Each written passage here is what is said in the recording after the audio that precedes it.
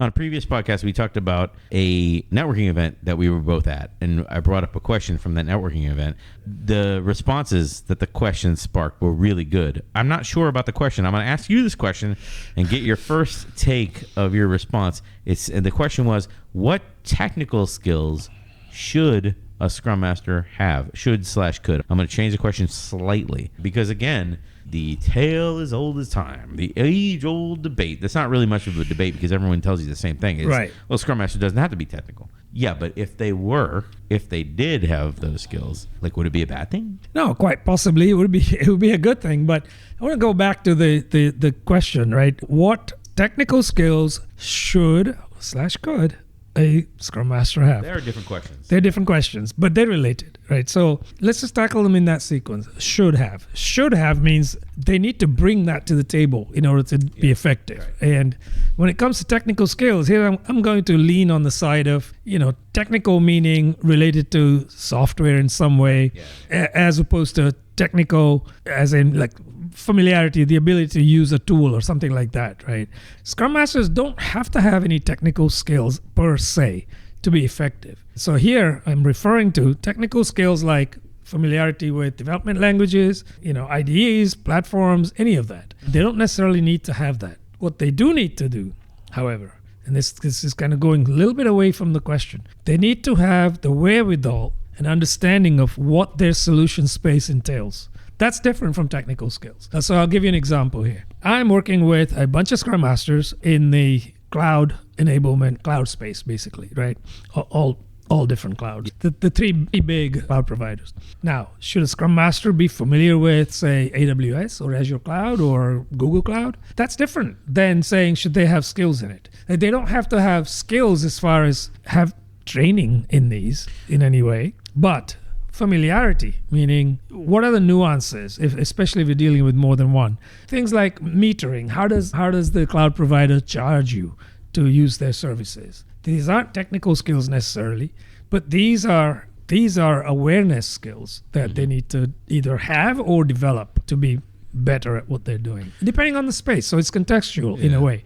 Should they have? That's what we just talked about. Could they? That's a different question. AWS is a good example. It is a great example to start with, because AWS, if someone is saying, hey, I need this new feature, your developers may already be thinking in terms of, well, we're going to need all these new clusters and we're going to need to spin up all these new systems, and we would prefer to do serverless for all this stuff. That way we don't need to pay and maintain and watch log files and all this kind of stuff for this whole system that you're talking about setting up. Yeah. Whereas sometimes if you want all the bells and whistles, maybe you cannot go serverless, right? AWS has a ton of functionality. Really? Being familiar with like what like the queuing system and the messaging system and how AWS does its cloud databases and how AWS does its servers or whatever they call it, instances or whatever they call it in AWS. Yeah.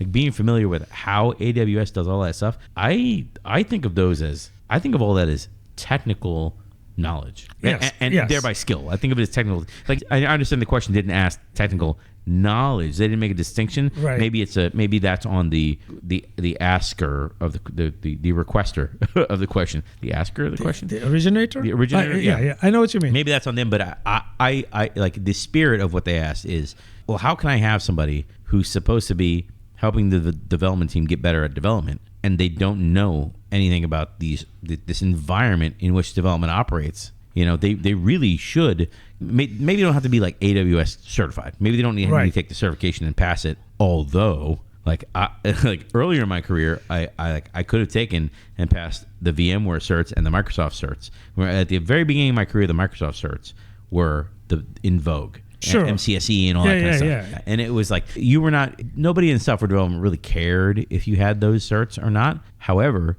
like the company would pay for you to further your knowledge and take those things. So I see the Scrum Master working with the development team. If they want to advance and they want to prove to the company that like they're very serious about this, I can't see a reason to not learn these things. That's where I'm starting. That's what I'm starting with. Yeah. Given the opportunity and on the company's dime, would there be a reason to specifically not learn these skills? Absolutely not. I think if that was the case, definitely they should take the opportunity to learn, right? Yeah. Coming in though, Is that a barrier to entry to becoming a Scrum Master on a team or program like that? Probably not, as long as they have this attitude of learning, right? So we talked about AWS. I think it is a good example. They don't have to know necessarily how Amazon prices their infrastructures or whatever else, right? Their services, basically. Yeah. They don't have to know that. What they have to know is that that is a real thing.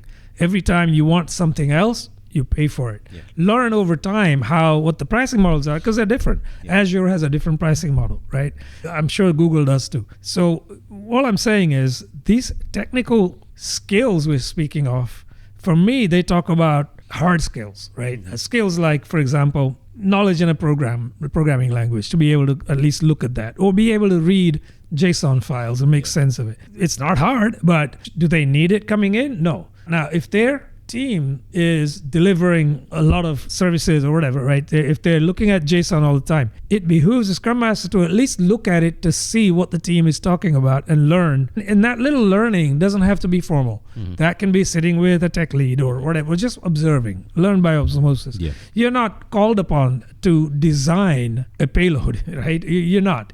But at least you can see what that is. Right. So when the team is looking at stuff, you become familiar with it. I think we need to talk about a different word, not skills so much as, I think you nailed it, knowledge. So build up knowledge around your space, right? And again, you don't have to have it coming in. What you do have to have is sound principles of Agile ways of working, whether it's Scrum or Kanban. Those aren't technical at all. But coming in, if you're in, we started with the example of the cloud technology. If you're in that environment, then by all means, learn something about it. Now, there's a couple of ways you can go with that. Is there anything that is available to you in the form of documentation about what your product is? Start there. Right? It won't be highly technical because likely it was created for the eyes of the customer. But that's great because now you see what they see. So that's a good way to immerse yourself into the space. But then you can move from there to taking these small free mini courses that are out there in the different technologies. You can learn about those. Right? And it doesn't cost you anything. The only thing that it costs you is you got to roll up your sleeves and be willing to dive in. So it will help, yes, but is it absolutely necessary? I don't believe so. There could be exceptions to this. Like somebody could be working in the manufacturing space, and there's some nuances there. You're creating machines or circuit boards or whatever. So it's hard products, not software. And with that comes other things, like, for example, quality standards or regulatory standards that have to be met, right? Things like that, stringent testing standards. Learn about those. Those aren't, I don't call those technical skills. Again, it's knowledge about your space, the space that you're operating in. If I were to wheel back and try to peel the technical away and say what skills should they have? I mean, obviously they should have advanced communication skill. They should have some facilitation skill, right? Or at least be actively working on it. The concern that I'm still not sold on, that I've not overcome yet in the conversation, is what I say when I get a development manager who controls a budget for hiring telling me, well, I'm not going to replace the Scrum Master. I'm not going to hire a Scrum Master because if all they can do is team communication and facilitation, that's not a full-time job. That's a role. That's what's going to be in their head, right? I can have a developer do that. We know that's a little bit short-sighted. However, they're going to say, if I do hire a Scrum Master, I want them to be able to jump in and help out occasionally. So I want them to have a skill, some type of skill. Either I want them to be able to write basic SQL statements, or I want them to be able to do some testing, or maybe with their communication and facilitation skills, they can do some UAT testing, whereas the team normally doesn't get involved in that kind of. So I can completely empathize with the development manager or a busy VP of development or something like that, right? Who says, I can't justify budget for this because they don't completely understand. So they want a little bonus thrown in to make them feel better. You know, maybe they've even taken the CSM, or maybe they get it, but they still can't justify it just because of when you get to executive level or whatever, there's politics involved. They can't be seen looking at hiring. What are you spending that much money for? You can get a developer for that. Yeah, right? No, I agree with that. So I think if you're taking that approach, you have to figure out what are you going to ask your Scrum Master to bring to the table. Yeah. I can tell you mentioned writing SQL. That's one of the things that I personally did I learned SQL. It really helped me. But it wasn't one day I woke up and said to myself, I think I learned SQL. No. What happened is I found these leaders would walk by, we were in person before COVID, they would walk by and tap a developer on the shoulder and say, can you get me the top 5 customers in the last quarter? And the developer's like, oh, sure, I know how to do that. And they go straight away, hands on keyboard, boom, boom, boom. Before you know it, the conversation keeps spiraling now. Of those, can you tell me what the biggest spend was? Boom, boom, boom, right? So the developer's taken off track. And as a Scrum Master, I'm trying to protect the team from these outside interruptions. So I took the stakeholder in question away and said, can I help you, right? And they said, I need to know this, right? Let me get back to you. And that's where I started thinking, I have access to the database. It was Oracle. I have access to the Oracle prompt, if you will. And so I started learning that by myself. And I learned there's only a dozen SQL statements at the end of the day. I'm not trivializing that. Yeah. It's a skill set for sure. You need to be able to do what you need to be able to do with regard to writing stored procedures, etc. And it's like spreadsheets. You can write it elegantly or clumsily as long as it works. Yeah. I fall in the former category with SQL. I write it. It works, right? I knew enough. I learned enough to query and dump data into temp tables and mess around with them. You didn't crash the database. I never did update. Okay, always selects. But in order to get back to this stakeholder with data, I was protecting the development team members from being interrupted. So I saw that as a need, and I figured that's what I need to do to meet the need is learn this. You can call it skill, right? I think that goes a long way if you're doing that. This could be simple. It doesn't have to be my example. It could be, give me all the stories that we completed last 2 sprints of a Scrum Master. So the skills here are simply doing queries in your whatever you're using, if you know how to do that. Another example that actually happened to me today, a team that is a supporting team, enablement team, they want to know, their work is tracked in their ALM tool, not in the product planning tool. They want to know how they're doing without pushing all their work into the product planning tool. So in the ALM tool itself, you see all your epics and features and stories nested in that way. And then you can see the progress under, let's say, user stories. The lowest level is task, but they don't really care about that. You can see that. So you could put a calculation column in that calculates progress on a feature based on its children stories that are complete. Sure. A Scrum Master needs to know how to do those things. Those are the skills that are helpful in this case. The other side of it I want to take here is at least be familiar with the suite of different tools that your teams are using. Right? Understand what they're using for an IDE. Understand what your test teams are using for automation, things like that. What are your DevOps teams using? Understand that. Are you using GitHub, right? Understand these meanings. Like, what is GitHub? That's interesting. Like, you wouldn't shuffle that into technical knowledge / skills? Because you're not standing up GitHub or anything. Here's how you use it. Maybe, like, I remember distinctly working at one place that, I'm trying not to call out this place, but I really remember one place that I worked at that I went out of my way as... No, I can't say it this way. Anyway, I remember one place that the first thing that developers did when they got there is they had to set up their own laptop. And it's such an excruciating experience to have to set up your own laptop when you don't know where, like, you don't have any credentials. Usually the credentials are in some key store somewhere or some secret keeper vault somewhere. And so you don't even know the system, the IP addresses. Some things are named by IP address. Some things are named by name. Some things are in different network segments that you have to VPN into to get onto or whatever. You don't know the systems. The first thing developers had to do was run the gauntlet of setting up their own laptop with access to all the repos and then whatever Jenkins platforms that they needed to hook into for whatever repo. And then to get access to, in the instance where they had access to the different environments, to get access to actually go into the different environments to figure out what network subnets they were on or whatever. Like, there was no central checklist to walk a new person through all this. So every new person that would start would add to the master checklist to help the next new person along the way. But the checklist was never, and then it was never bulletproof. It was never 100%.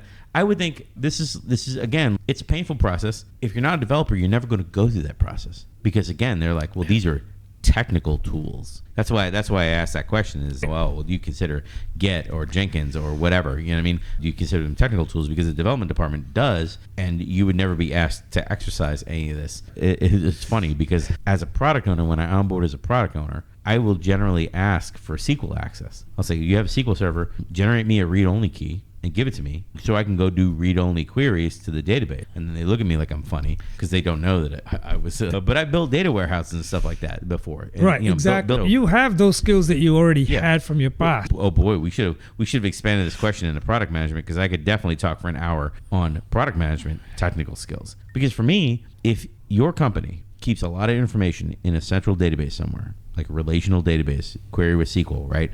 Not like a Mongo or whatever. Yeah, right, not a document. Yeah, not a NoSQL database. If you keep your data in a central database somewhere, the amount of time it will take me to bother the development team to do what you said earlier was like, I just want to ask for this one thing. And then when I get the results, I want to think about this other thing and then see how many of this and see how many of that. Like, go chasing all around like that. I'll write the query, and it'll be a good exploration task for me to learn the backend database. Yep. To see the limitations, to see what tables are slow, see where they've got indexes, see where they don't, that kind of stuff. Learn their back-end data, okay? You might be like, Brian, product manager doesn't need to do that. That's a waste of your time. You should be managing products or product managing or whatever.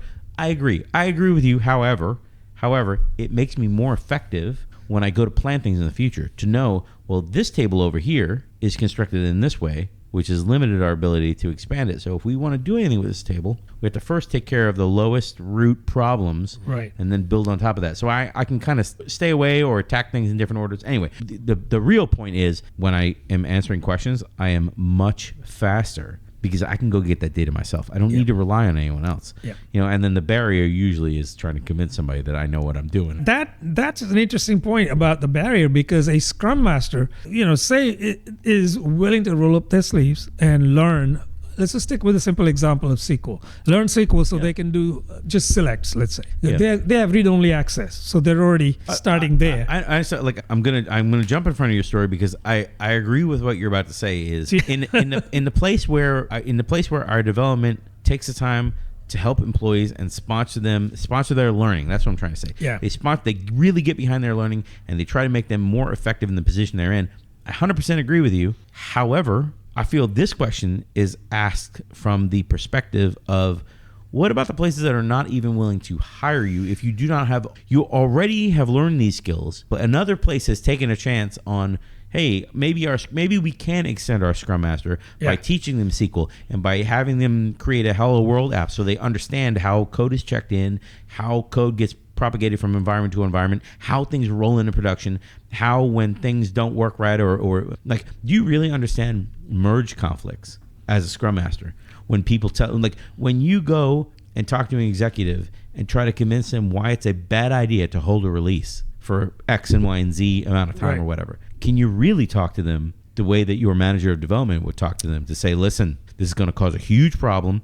It's going to affect all the other stakeholders that are behind you in line. It's not fair to them. You need to decide. Like, making that case, you need to understand the pain that it's going to inflict. And the only way to understand that pain is to use those systems. This is, and now it's easy for me to take the counterpoint, because I really believe this. Because again, part of my career where I was a QA engineer, I really believe if you don't truly understand these things, you might roll over when an executive is kind of browbeating you to be like, wow, I just got to have my changes, and take your branch and shelve it, and then make a new branch off, and then check the new things that I want and promote them over the rest of the releases that are waiting in line. Wait a minute. We can 100% do that. We are 100% capable of doing that. Let me put it that way. But, however, if we do that, we're going to incur a bunch of costs that is not, like, there's nowhere to put that cost other than your change that's interrupting everything. So you're going to pay extra now to cut to the front of the line. That's basically the way it is. I think understanding the technical, even though you don't do it every day, even though you're not saying like, hey, I have these technical skills so that I can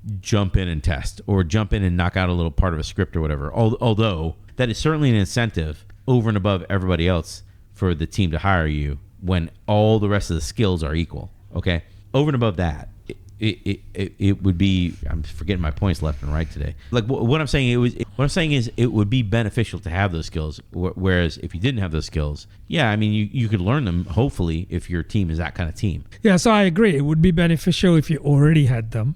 If you don't have them, you need to have the willingness to learn those. But that doesn't happen overnight. The other thing is, if you didn't have them on day one, let's say you go in day 5, whatever, this scenario happens where you're asked to, leapfrog other people and put this other stakeholders code in, et cetera, et cetera. If you don't know what you don't know, here's what you can do though. This is going away from the technical skills. Bring in your tech lead into the discussion, sure, and then ask the simple question in plain language. If we do this, what are the ramifications? That's it. Open-ended question. And the tech lead could say something and you could go off of that.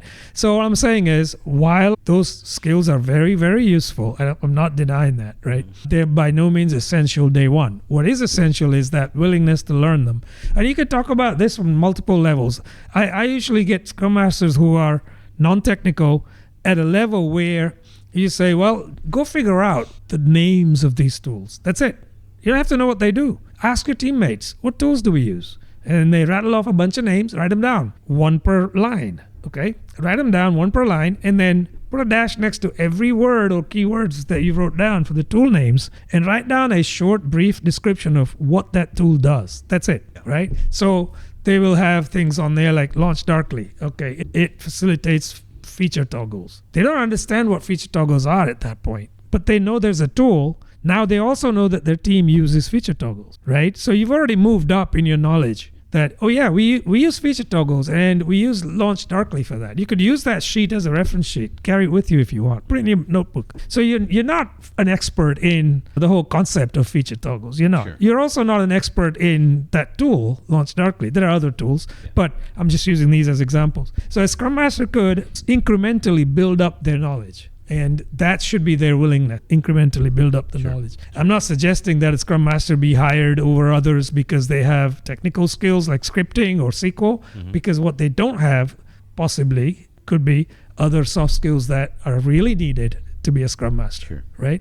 Empathy and things like that, listening skills, listening with intent. So yeah, but I understand how people hire too. The timeliness of talking about this category is, I think of all the applications that I see on the internet that are like the Scrum Master job at particular companies, and I see like 800 applicants and the job's been open like a day. Yeah. And I'm like, oh, goodness. Like, you know what? Crazy. If I were hiring for a Scrum Master, I'd be looking to knock it out of the park with all of the facilitation skills, communication skills, organizational design, that kind of stuff. And also, maybe they've got a sprinkling. If I put all the resumes together that have all these skills, and then somebody has a sprinkling of these technical skills on top of it, I mean, assuming that a technical person is hiring in the Scrum Master, and that your Scrum Masters don't work for, I don't know, something wild like product or HR. PMO. I don't know. At that point, I think they're hiring to like, hey, will this person do what I say? At that point, so exactly. I don't have any. Yes, men. I don't have any. Yeah, I'm not helpful in that conversation. No. But one of the things that I remember from the first time that I ever was a Scrum Master on a team, the skill that I and all the rest of the Scrum Masters had was the business analysis skill set. We were all mini BAs and Scrum Masters at the same time. And that was fantastic because you actually could help the team and help product. You could coach those dual roles because you could help product, because a typical product manager, the longer in my career I go on, the more I realize that the typical product manager does not necessarily have the business analysis skill set. I would think a lot of business analysts would jump to becoming a product owner or a product manager that route, because they're already, part of their job is already talking to people. Sure. And conducting user interviews and stuff like that. It really lends itself into that.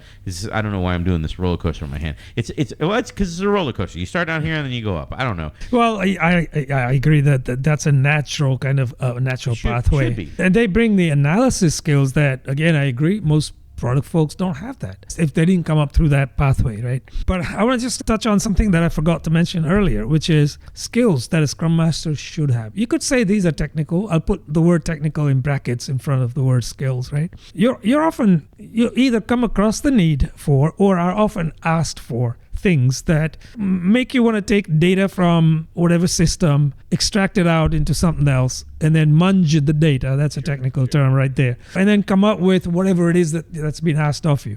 So being able to use things like extracts out of ALM systems into spreadsheets, perhaps, right? I mean, if you advance enough, you could put things into Access or whatever, that's fine. But if you don't, that's fine too. Excel, great, right? And then being able to manipulate this data. being able to create a data source link from Excel into that system, so that whenever you're looking at it, you're not copy pasting data or anything. It's real time. Right. Those skills are invaluable, Yeah. and they will help you as a Scrum Master, right? They will help you immensely. So at least develop those day one. Yeah, what you're describing now is sort of the cross section of tooling, data analytics, and APIs and integrations. It's sort of those three things together. Sure. 'Cause I think Sure. I think of a team that I was with one time where the leadership at the organization asked me to do some pretty advanced reporting that you could only get through the back end of Azure DevOps system. The API of Azure DevOps and Jira both have a lot more functionality than is exposed through the UI. So they asked me to do, and especially when you're dealing with archive data, it's sort of difficult to get that data and expose it in a way that is meaningful without scripting of some way, shape. So like I was at that point in my career, I was a scripting like pro at that point. You know, I could take a script that I had developed when I was a smarter person in the past and copy paste with the best of them, and reuse and reduce and recycle my code. Re-leverage. That's exactly right. Yeah. And that's sort of a data analysis / reporting skill set right there. Is kind of understanding what people are looking for, and then looking how you can get it out of the data, and then writing a program to basically get it on a regular basis. I think that there were some things I was doing daily, weekly, and probably quarterly. I don't really remember. It was a long time. It was like 5 years ago. But that skill set I could not have done without programming knowledge. It does rely on that foundation, doesn't it? Really, scripting and things like that. And you could Python's like it's a very learner friendly language. Sure. So I'm not saying this is not your Perl. No, I'm not saying you couldn't learn it. Yeah. Certainly. But again, like I go back to like, well, what skills should you have? There was a lot of benefit in my Scrum Master being able to do just basic scripting. Sure. Super basic, very basic. How to query an API, take results, spit them out. How to email through scripts, like very basic stuff. You can learn this in a day. You know what I mean? Trial and error. You can learn in a day. Check your work in. Let other people debug it with you if you're having problems or whatever. But this is all the basics of programming. Could be very intimidating to someone who's never done it before. And I could see the barrier to entry for someone who's never done it before. Certainly. However, this is the conversation I wanted to get into, which is a lot of people are out there, especially on the internet, lobbying that you don't need these skills, right? Or well, these skills kind of take you away from the concentrating on advanced facilitation or whatever. I do not see it that way. Most of the people hiring for these positions, Scrum Masters specifically, we're not talking about Agile coaches, especially the coaches that can position themselves up at the leadership level. That's That's a whole different game, and requires potentially, if we want to talk about that, we can touch on that here, because that I'll be much quicker to agree with you. It doesn't really matter what your technical skills are at that point. It matters how well you present yourself and how good at facilitation and the other digging into problems and stuff, like working with people, that kind of stuff. I agree. Scrum Master, on the other hand, all things being equal, again, on paper, all things being equal, one having this stuff already versus one you have to put work into to train. You have to put some money into to train. Like, who's going to get their foot in the door first? There's no arguing with that, right? Especially assuming that both can express themselves eloquently at the interview. Right. The person who has those skills could say, these are skills I have, and here's how I've used them in the past. I.e., the interviewer is now thinking, okay, this person could apply those skills again, right, in the future too. So there's no arguing there. All I'm saying is the willingness. So you talked about how some people just say, well, that's very technical. I feel like to a certain degree, and it's a large to a certain degree, a lot of Scrum Masters that are from a non-technical background, I think the barrier is largely self-imposed. They convince themselves this is hard. Scripting, I've never done that. That's programming. Try it, right? And use something like the language that should be used, maybe one or two that it really lets you in. They're more like English almost. So definitely use Python or something similar to get your interest growing, right? But if you just convince yourself, hey, that's technical, I don't do that, that's the wrong attitude. I just read a bunch of posts last night that were like, what does a Scrum Master do? Somebody was going up and down on, I think it was Reddit. There was a thread where somebody was pretty much adamantly saying, well, a Scrum Master with only one team, basically that's a part-time job. Like, you're not going to work more than 50% of the hours of a normal job. Like, there's no way you could work more than 20 hours. Kind of hilarious to me, but But a lot of people think that way. They do. A lot of people think that way, and the question is, well, what does a Scrum Master do with the rest of the day when they're not running the events? That's what I would that's the lowbrow thing that I would expect out of your typical troll on the internet. The lowest common denominator comment would be, well, what do you do all day outside of the 15 minutes? They could be doing what everyone else is doing. They could be testing, they could be scripting, they could be answering requests for searches in the database and stuff like that, because maybe you don't have a UI. You know what I mean? To help users do that. They could be helping customer support with looking for things. They could be doing a million things. They could be doing active development. They could be, if you have a developer playing the role part-time, they're doing active development with the rest of their time. That's right. That's a great point. So listen, what happens, we talk about Scrum Masters, right? Yeah. Okay, in Scrum you have a Scrum Master. In Kanban you don't have a Scrum Master. So somebody's playing the role of coordination, etc., right? And it's typically one of the team members, tester, developer. So they have their regular job, so to speak. These people already have the skills, right? And you can see the conversation is way different there, right? Somebody could mention something, go, yeah, I know how to do that. We have the raw data. We'll just stick that into Power BI and we'll come up with a beautiful presentation. Like a Scrum Master who doesn't understand or doesn't even know potentially what Power BI is, that's the level we're talking about. If those people who come in and say, I don't need to be technical, we use Power BI, what's that? I'm saying at least learn what that is and how is it used. Start there, but don't stop there. That's the beginning. And then say, oh, well, how do I get this data in? What does this tool do for me? It visualizes things and it lets me deep dive. How will that be useful? Well, maybe your leadership could use that. So then have a go at creating a Power BI dashboard. Right? Actually try it out, because there's no cost to try it out and learn that way. The nice thing here is chances are good that somebody on your team or another team nearby has the answer to the questions and roadblocks that you may run into, because guaranteed those will be really simple to solve for most developers. So by all means, dive in, roll up your sleeves. Yeah. When people say communication skill or facilitation skill, like that's a very broad topic for what I'm talking about. But here's also what I'm talking about is there's another conversation that's kind of parallel to the one we're having now. And that conversation is it possible to be an effective Scrum Master without much experience? Because if you ask the real hardened developers, the zealots, they'll tell you Scrum Master is not a beginner position. It is a very advanced position. And we can kind of argue about whether that's appropriate with the level of Scrum Master that we see. There's a ton of additional stuff that probably deserves its own podcast, right? But if you look at it from that, if that really is your perspective, the Scrum Master role is a very advanced role. I mean, you really should have understanding of the full development process.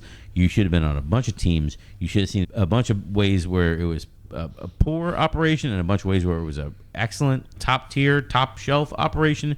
And you should be able to coach people through, hey, this is the way the best team does it. Let's slowly work through your problems to get you from a poorly performing team to an excellent team and beyond, and keep you there. I could reword this question to be a much, much more hard-hitting question, because the people that I want, if I'm hiring a Scrum Master, here at Brian and Ohm's software development company, Brian's hiring the Scrum Masters and Ohm's hiring the product owners. I don't know why we split it up that way. That's the way I want it. That's very weird. I don't know why we did that. I want Scrum Masters who are in the seen it all business. I want people who I've been on 20 teams, people who think that there are commonalities that can be solved in 100% of instances.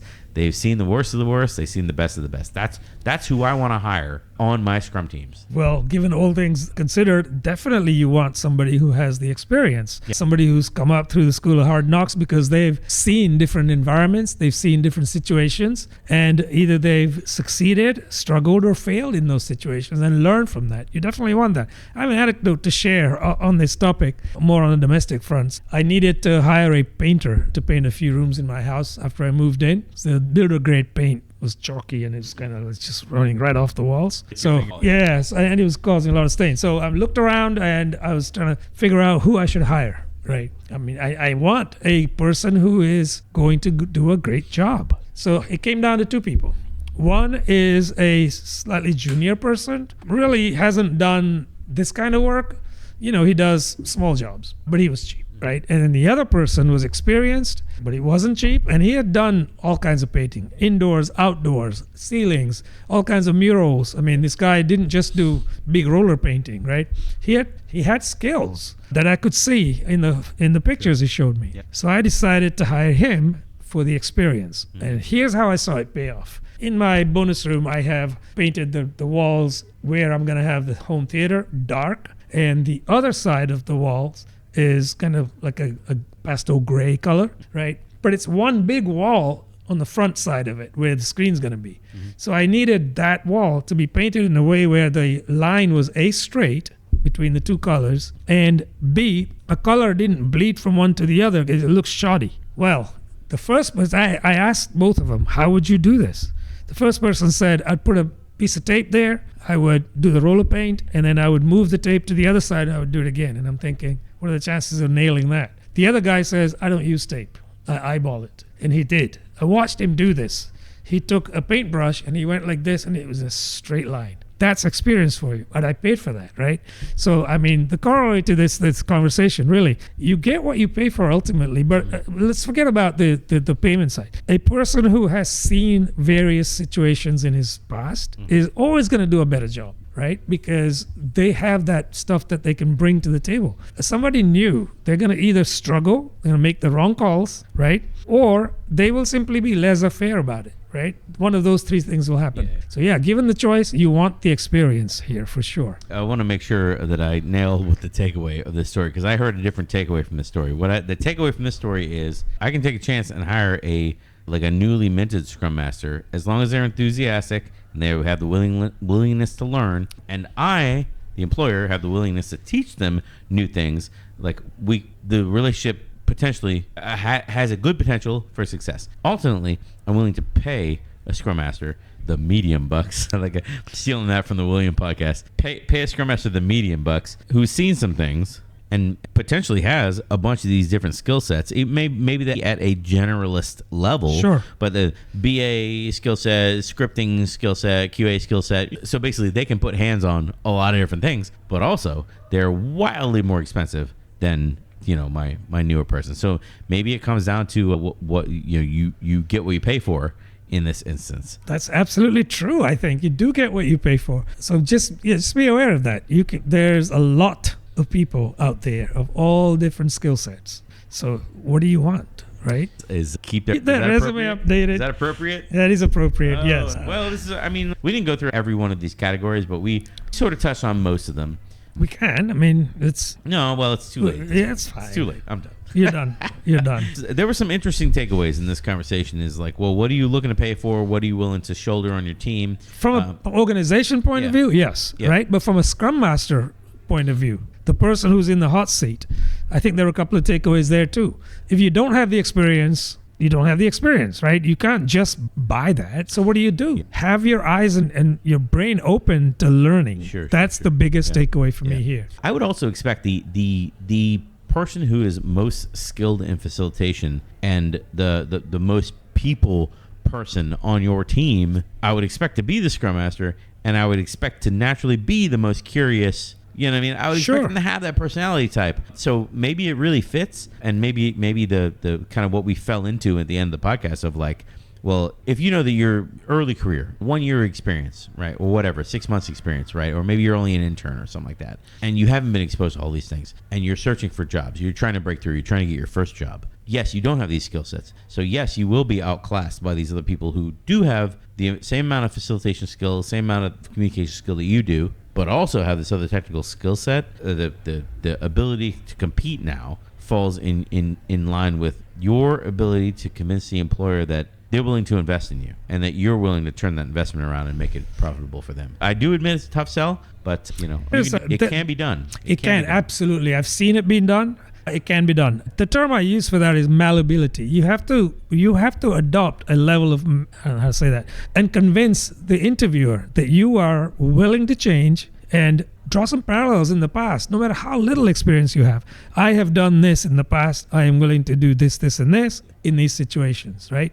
That's what's going to get you above the people that just have the experience, but perhaps don't have the same level of malleability that anymore because they're jaded like me. All right, this is an interesting topic. Like I probably didn't represent the jaded side of the argument as well as I could have, but that's all right. You can like and You can subscribe. still like hit and us in the subscribe. comments. That's Ring right. that bell.